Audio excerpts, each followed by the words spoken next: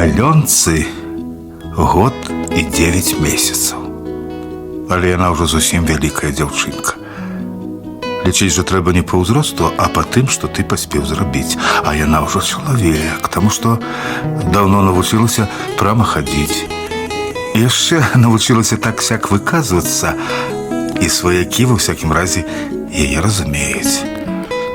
І яшчэ адно, самае галоўнае, варта каму-небудзь зрабіць выгляд, што ён замахваецца на кота, сабаку альбо чалавека, і адразу гучыць адчайна-душноўмольны віскі «Цеба». Гэта азначае «не трэба». Значыць, галоўнае, з чаго складаецца чалавек, ужо ёсць.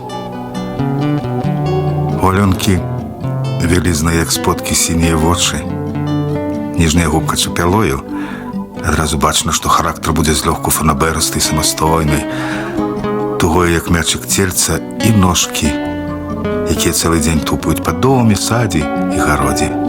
Гэта тып дзіцёнка-шкодніка.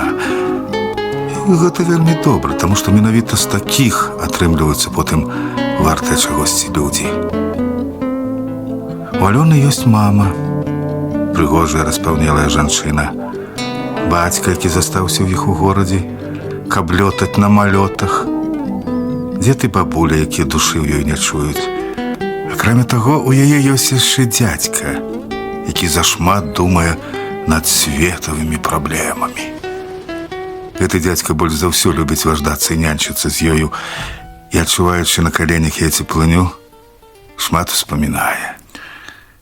І тады твар яго робіцца змарнелым і бясчотна сумным. А бабуля, пабачыўшы гэта, спяшаецца прайсці паўз яго, быццам не бачыць, і аб нечым размаўляе з дачкою, маткай Алёнкі. Часам маці Алёнка не вытрымлівае і адбірае ў дзядзькі дачку. Ну чаго ты тут век з ёй сядзіш? Бо сваіх няма. Дзед, дзядзькаў бацька сядзіць пад бэзам у крэсле, і па яго абліччы прабягае цень. На яго тонкіх вуснах з'яўляецца гумарыстычная складка. А ты б зрабіў, як адзін сялянскі Рамева. Я за ёй упадаў, а яна на мяне і пляваць не хацела. Дык я у царкву прыйшоў і ёй у кішэнь мёрзлых конскіх каўцюшкоў паклаў. Вы ж цяперашнія ўсе такія. У Алёнкі ўжо ёсць усе задаткі будучай жанчыны. Вось яна сядзіць на руках у мамы, а дзядзька адрывае ад мамы цельца і, выгнуўшы спіну, цягнецца да яго. І раптам шырокая усмешка на твары. І дзіця зноў кідаецца на шыю маці, хаваецца. З-за пляча выглядае толькі гарэзлівае круцельскае сіняе вока. Яно з радасцю назірае за выцягнутым абліччам дзядзькі. І так без канца. О, Божа літасцівы! Пакутваць вам, мужчыны, ныне і прысна, і да веку. Тупае на пакветніку, а дзядзька сядзіць і думае.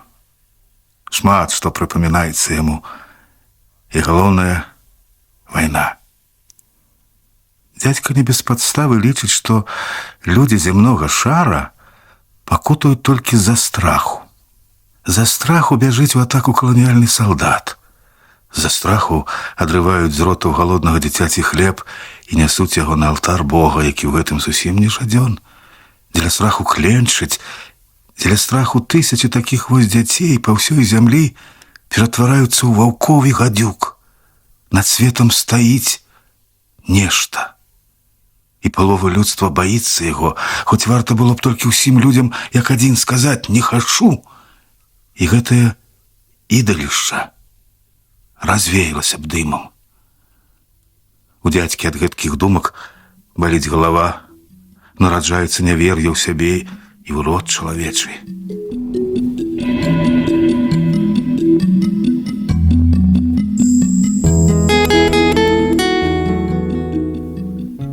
У Алёнкі таксама ёсць свае страхі.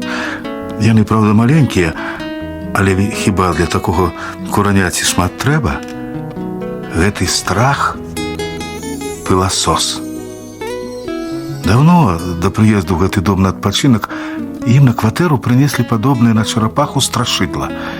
І з гэтага часу яно напаўняла сваім трэскам пакоі.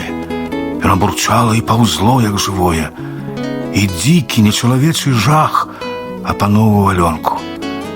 Яна нават не крычала. Яна глядзела в адну кропку і дрыжала ўсёй скурай. Нарэшце дарослыя заўважылі гэта і сталі выносіць малое на вуліцу падчас работы страхоцця, але адразу ж з усёй жорсткасцю дарослых выкарысталі гэты страх. Прывід пыласоса вісеў над Алёнкай і тут. Захочацца пайсці ў кусты і надзерці там поўныя жмені зялёных парэчак, і адразу ж гучыць грозны голас «Нельга, пыласос!» І вочы яе акругляюцца і застываюць. Рукі з ружовымі танюсенькімі пальцамі закладваюцца за спіну, і там шаруюцца адна аб адной, яна паварочваецца і непаслухмянымі губамі паўтарае «Там пасёсь!»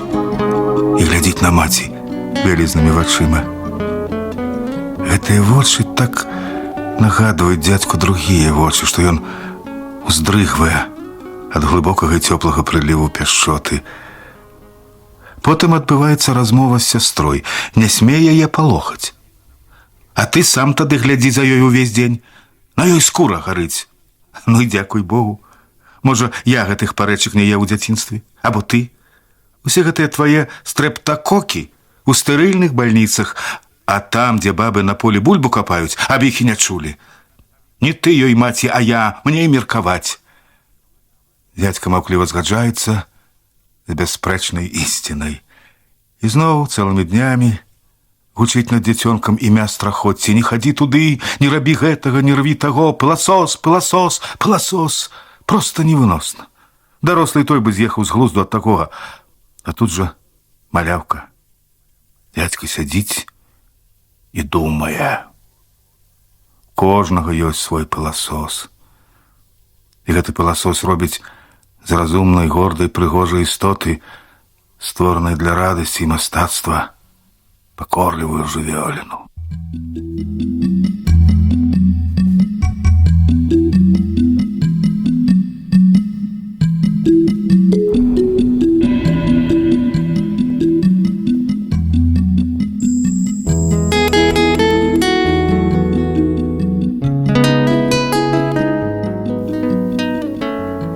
Сад такі гожы, столькі ў ім небачных пладоў, столькі хмызнякоў і травяных зараснікаў. Ідзі па ім, тупай пакуль яшчэ слабымі нагамі, а ягады такія празрыстыя, такія сагрэтыя сонцам. Сонца пранізвае іх на вылёт, нараджаючы ў каламутнай глыбіні невыразныя контуры семачак. Куст кліча да сябе, як дрэва пазнання. Ідзі ж, ідзі, пыласос! І закладваюцца назад рукі. Родныя вочы сінія, як у той, застываюць. Напэўна, і тую іншую многа палохалі. Якіх жа намаганняў каштавала ёй вырасці такой, як яна ёсць.